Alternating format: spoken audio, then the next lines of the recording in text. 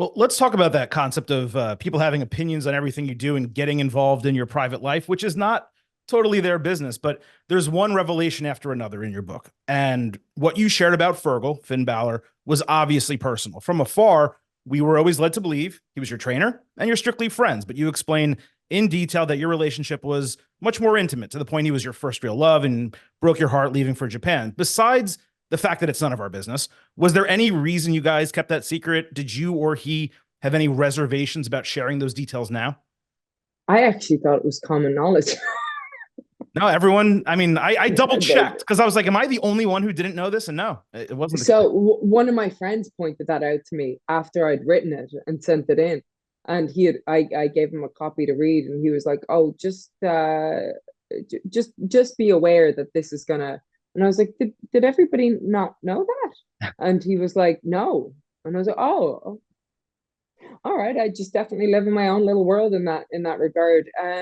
Yeah, no, well, that was one of those things where I did not know that wasn't common knowledge. But the other thing was that was such an important relationship in my life, and that is continues to be an important relationship, like our friendship, and having gone through so much with Fergal, from him being my trainer to my first love and all of those things, to then just being a great sounding board, and us both being at the top in WWE, and he's got his wife and his family and he's so happy, and I've got my husband and my child and we're so happy, and it's such it's such a wonderful relationship that you can grow apart and still maintain that mature bond. I think that's a good thing to see in there too,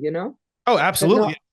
yeah. Sorry, no, I didn't mean to cut you off, but it's funny how much it repeats itself, and not just romantically, but obviously with Kevin and Sammy and Natalia. So many people were involved in your growth as a wrestler, and you're working with all of them, some on a day-to-day basis. Obviously, the brands are different, and you don't necessarily get that, but you're seeing them all the time. And there's no way back then you ever could have assumed that.